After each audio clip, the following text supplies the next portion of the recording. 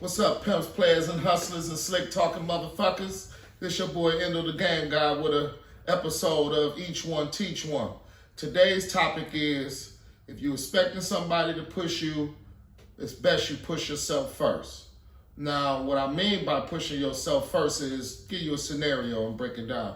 Well, you know, if you're stuck on the side of the road and the tire flat, or you ran out of gas, or just in trouble with your car, like we have troubles with our careers. You sitting in the car, and what usually happens when you just sit in the car? People keep on passing you by, friends, strangers, or whatever. They just pass you by because they don't think it's no trouble.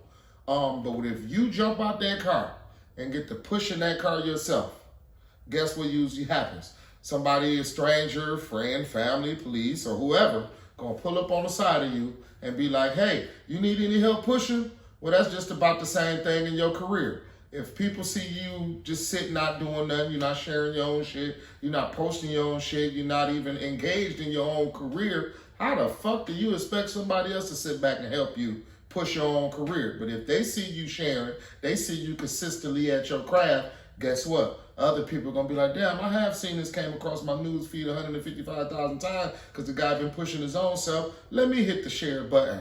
And that's the scenario as it is in the musical industry, at least in our local crowd. Now, the main thing is the local music scene, people ask a lot of questions I've been seeing people ask, they self or ask others, is why don't the radio station play our music?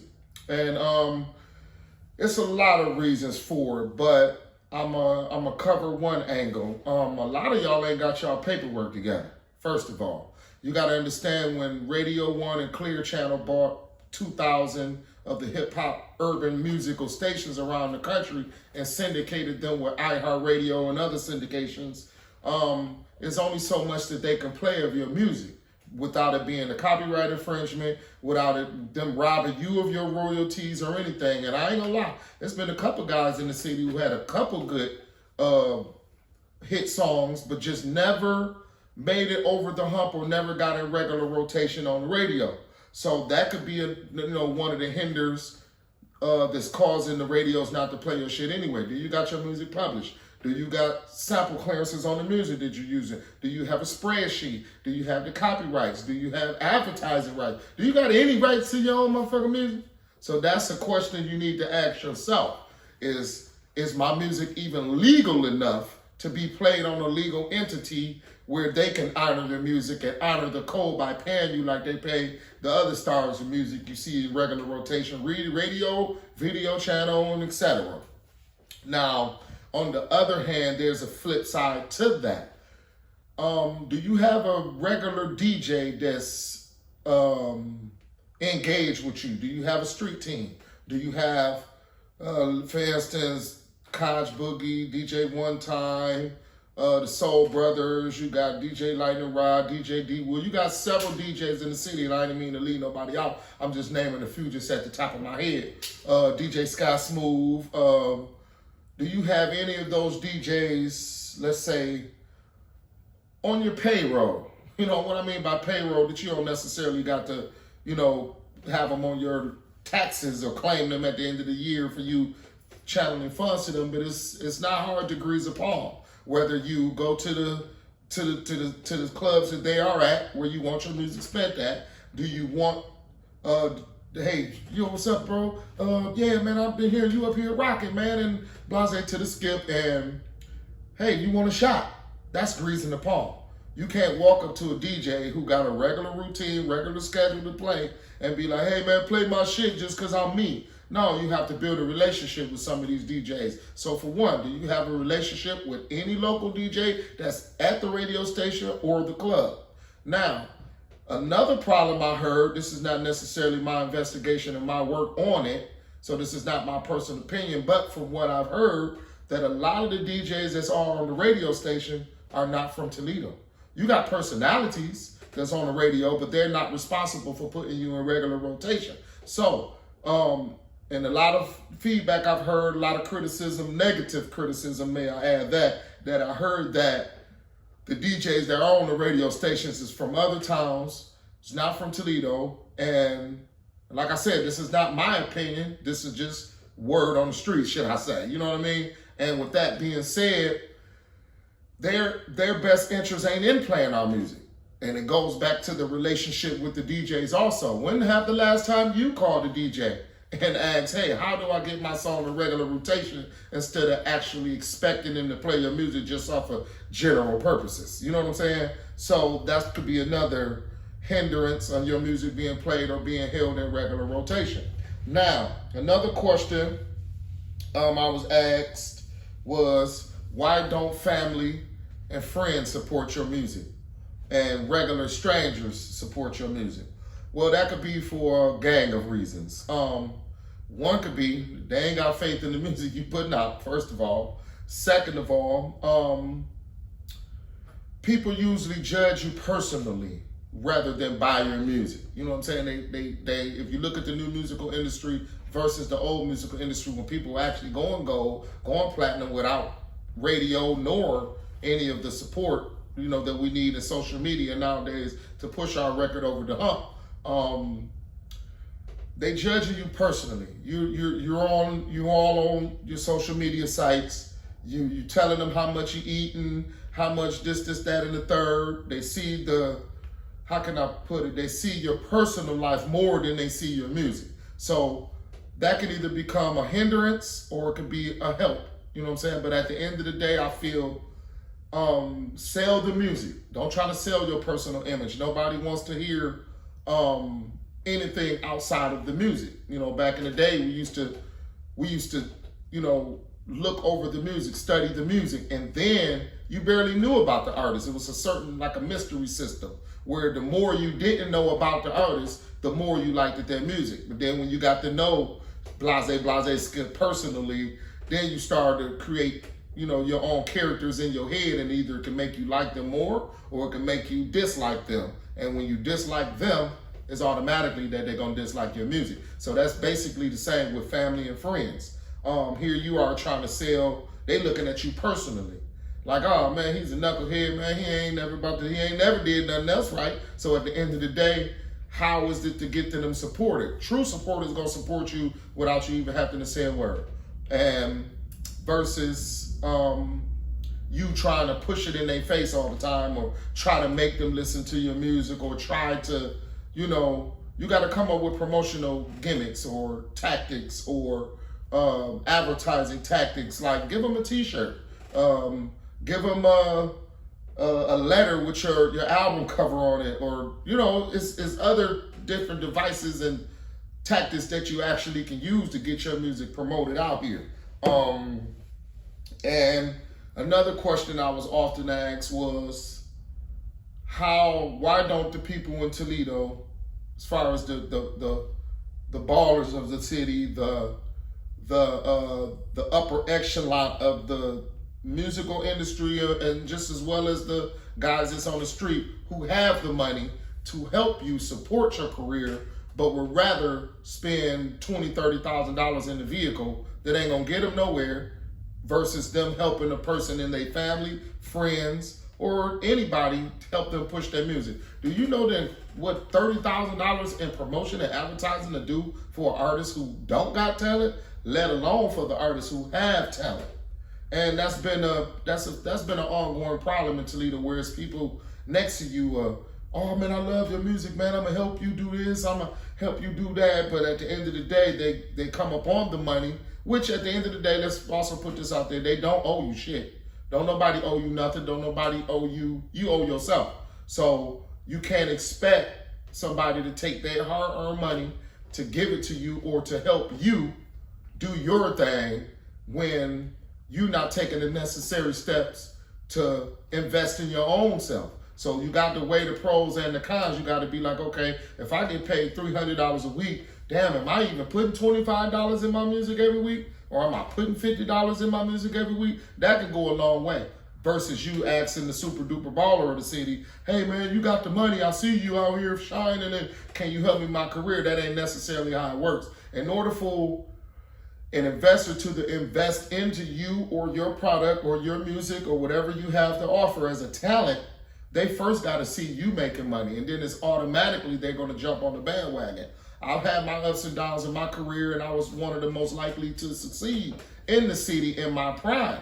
And I'm still in my prime, so don't count me out now. But at the end of the day, people believed in me. And because at the end of the day, I believed in myself. A motherfucker can look you in your face and tell you ain't believe in yourself. And your mother can look at that because she could prejudge you through genetics and know your dad didn't believe in himself, so it's only right. And they judge you off of that, or a friend to see the multiple fuck-ups that you have had in your career without a positive output anywhere, that they can see, hey, if I put 20,000 into this dude, this is what's gonna happen. And I've seen him take his CD from here and sell all his CDs. I've actually stood on the corners. I've actually went to the clubs. I've actually created relationships with DJs, other artists. And another thing I'm gonna say, how the fuck do you expect somebody to support you, but you won't support them? And that comes with a thing that I was seeing over the years where I go to a show. I invite somebody to one of my shows. So while I'm up there performing, them guys are outside smoking and drinking and carrying on and this, that, and the third. And then here they go on stage and expect somebody to sit there and watch their whole performance. And it's been like that. You notice these cats, you'll walk into some clubs or some shows and people act like they done made it already. They not supportive of the next artist. Soon as he done with his show, he storm out the door like he done won some motherfucking Grammy or something, and not sitting there to support everybody that's at the show. I've watched that several times where people are just there for themselves. You know what I'm saying? And if you have that selfish mentality and feel that you don't have to watch the next person do their show, well, of course, it's only right that as soon as you jump your ass up on that stage, they're gonna vacate the premises quicker than you can. So that's been a problem. You have to support others, and if you want support, if you go to End of the Game, God Striker Rich ENT business page, there's a quote that I've been quoting for years now. Support what supports you. If you look over the years, I supported people that don't even like me. You know what I'm saying? But I'm not judging him personally for not liking me. I'm judging the music, and I like the music. There's several rappers in this city that I don't get along with personally, and I know they don't get along with me personally, but no, for particular reasons. It's a lot of jealousy, it's a lot of envy, it's a lot of hate. You know the Toledo Syndrome, and we're gonna bring back up to Toledo Syndrome in another episode. But how you expect somebody to support you when you don't support them? Have you ever bumped somebody else shit every day, all day, for at least 2-3 days straight, to say, hey, I demand that same respect from another artist to bump me as if I bumped them? Sometimes it happens, sometimes it don't. That's here nor there. But overall, it's in the atmosphere. It's in the cards, where karma, the game god, whatever you want to call them, where you do unto others as you want them to do unto you. That's also a biblical phrase. But at the end of the day, you can't expect nobody to play you if generally you haven't played them. I've walked up on several artists and quoted verses from their songs, and they gave me this funny look like, damn, you actually listen to my shit. Yes, I have. So for all you artists out there in the segment of Each One Teach One, I never frisbee the motherfucking album, because that can be me walking up to somebody, regardless of your statue, regardless of who you are, regardless of the side of the town you're from. I always took the time. I had a spindle of CDs was heavy, overloaded, with just people who knew I was on the road to success and wanted to be part of that, and gave me a CD. And I didn't throw that shit out the window like fuck them niggas or fuck her or fuck this singer or fuck whatever. I've always took the time to listen to the CD, whether it was whack or not. You know what I'm saying? I also listened to the CD. Let's just make that plain and clear. And over the years, if you look at any of my all CD mix CDs that's on its way out in 2024 summer, yeah, we're gonna make that happen. You know what I'm saying? It's been years in the works. And I probably got copies of songs that cats ain't even got copies of their own songs. But if you gave me a CD and I liked the song, it might not be the particular song that you liked, But if it's a song that I like, best believe I got 10 volumes of All City Mix CDs coming out 2024, spring or summer, or maybe the fall. I'm just trying to get up to date and newer songs, so y'all lay around for that. Now, back to the question at hand. It's a Toledo syndrome where they call it, I call it, revenge balling. And revenge balling is this, where, you know, people coming up, the dope game, rap music scene, you fucking hell, working a regular job. Here you is trying to do the right thing, and you got friends, family, dogging you, not listening to your shit, significant others know everybody else's lyrics but don't know yours. And then when you finally, or you got people in the, you know, in the dope game where you, and this is basically a scenario from the dope game where you got cats who stood on the corner broke, ask people for money and help, throw me on, man, put me on, give me this, give me that, man, help me, I got potential to blow up in either game, dope game, rap game, working life, whatever the game that you were in. And all you hear is no, no, no. No, man, I ain't got it right now, man. Come back tomorrow. You know, boom, boom, boom. You hear all the excuses instead of the help that you want. First of all, rule to anything is expect the unexpected. You know what I'm saying? You can't expect nobody to be you. You can't expect nobody to give you anything. You can't expect nobody just because you do it. You can't expect nobody else to do it for you or to help you. You just got to expect the unexpected. In my career, I've had way more strangers than friends help me with you know, to get over the hump or to walk the road to success, to be successful in the musical industry. I've had way more strangers play my shit. I had people that I didn't have a clue that they knew anything about my music, was sharing it. This is before social media, and it's the same scenario now. They shared my music, was riding down the street, and made it their duty to ride up on me to let me know that they were bumping my music. So I knew I was supported by darker and light entities that's out there that was actually getting by just listening to my music. But the revenge balling tactic is people hear so many no's in their life where they get irritated with somebody else telling them no or not telling them yes. And at the end of the day, when that same particular person get rich, or that same particular person in this game or that game obtain the riches and status that he want, he's not willing to help nobody else, because guess what? Nobody was willing to help him when he was standing on the block or in the basement tapping on the refrigerator trying to come up with a beat to write a song. There wasn't no support along the way. And I honestly see it.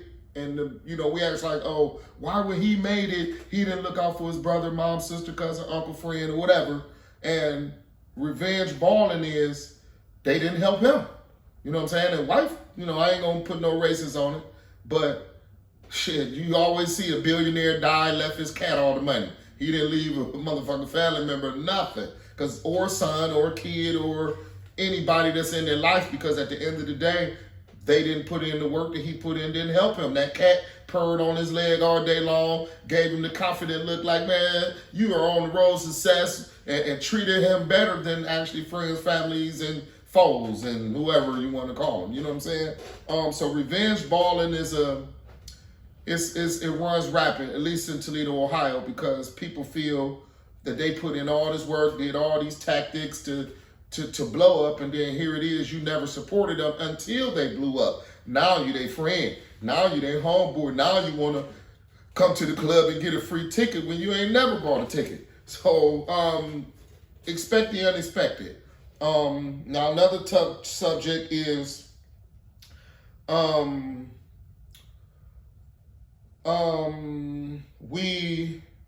why don't Toledo artists, rappers, and you know, etc. stick together? At the end of the day, there's no cohesiveness in the musical industry. If you go to Georgia, I was in Georgia in the late 90s, and back then, it wasn't a rapper from Atlanta that was out on the charts in Atlanta. You heard everybody else from another city that was on in Atlanta. So Atlanta, you know, it's only natural. It's natural to a cohesiveness where you have to come together as a collective group, whether it's 15, 20 of y'all, You got to come together as a collective group. And if all 10 of y'all are in cohesiveness, meaning togetherness, you can go a lot with 10 people. You know what I'm saying? Versus nobody behind your team and you just expecting somebody to get behind your team. But in Atlanta, nowadays, go down, I was just down there maybe 2-3 years ago for 2 years, and I was studying the new scene that's down there, and they got it to the point where if you're not from Atlanta, you're not getting blown up in Atlanta, you're not working through the channels, you're not climbing no ladder to success in Atlanta unless you're from Atlanta, unless you got a big budget, and we're gonna get to that in another segment. But in Toledo, it's more like people only narrow their music down to one side of town. If you're from the north, east, west, or the south, you only resonate with the fans that's on your home side of town. Do you go to this side of town, pass your music out, regardless of the gang culture or anything? That don't mean nothing when it comes to music. So you're not gonna, unless you just blatantly representing the neighborhood and blase to the skip, and that's where you just want to stay your music at. But if you're trying to broaden your horizons, you need to take your music to every side of town, pass out flyers on every side of town. People forgot, they just think of social media gonna spread the word, when no, you literally have to go door to door like you running a campaign, because it's a campaign when it comes to your music. You go to door, you pass out, hand out flyers. Like we was talking to Vino, he actually go to any restaurant, any poll, any drive-through, you'll see a sticker to say Hush Music ENT. That's grassroots promotion and advertising. You can't leave it up to social media. If you don't do nothing but text somebody every day, your rap name and where your music is at, and send them a link to where your music is at, that's grassroots promotion, because you have 500 people in your call log. Half of them you don't call, well, hell, at least send them a picture of your album cover, so if they come across it, they'll know who it is and how you is. But back to the cohesiveness of the musical industry. People, you can go, you can have success in Toledo without reaching social media. You can, how can I say it? Break down a scenario. Me and my group members and my team at the Rich table, we had a talk about the actual preacher in Toledo. And this is any city, where on Sunday, the preacher literally only have the average church in Toledo, I'm just saying the average church in Toledo. He probably have 25 to 50 members in that church, which is a lot of people. Now, if every Sunday you put out, not saying you put out, but every Sunday you got 50 people sharing your shit, or 50 people engaging with your music, or 50 people that actually support your music, that's enough to live off of. If you don't know, look at the preacher. He only got 50 people coming to his church every Sunday, 25 to 50 people coming to his church every Sunday. He take donations. A lot of us have pride in a way where we scared to ask for $5 per person that's a friend. I got 5,000 friends on my Facebook. Why wouldn't I ask each friend for $2? If every friend give me $2, that's $10,000 to promote my music. It's simple tactics, certain fundraising, promotional tactics that you actually can use to get currency from your people, and you have to take that money that you're getting from people and do the right thing. You can't take no money from nobody, then go buy you 2 ounces of weed, sit there and smoke, talking about you was writing some songs with the weed. That ain't how it works. So if somebody give you money or actually invest into your music, I take it upon you, it's upon you, and I take it upon myself, I'll go get a flyer done. So there's actual results. And then you show that person who gave, hey, you know, that $100 that you gave me for such and such, this is the flyer I got done. Oh, okay, so he'll feel more reluctant next time to be like, you know what, man, dude did do the right thing. He got a flyer done. That's that video of his that's up on YouTube and such and such, such and such. So you have to show results in order to get support. But the cohesiveness of the musical industry, we all have to stick together. I'm sorry, y'all. It's not gonna happen. If you're thinking talent is one thing, and some people slip through the cracks of this shit with just pure talent. But in today's market, they got it to the point where talent is nothing. It's about your cohesiveness and who all supporting you. So my famous quote is, support those who support you. You know what I'm saying? And with that being said, this is a segment of Each One Teach One. Y'all keep it locked every Tuesday.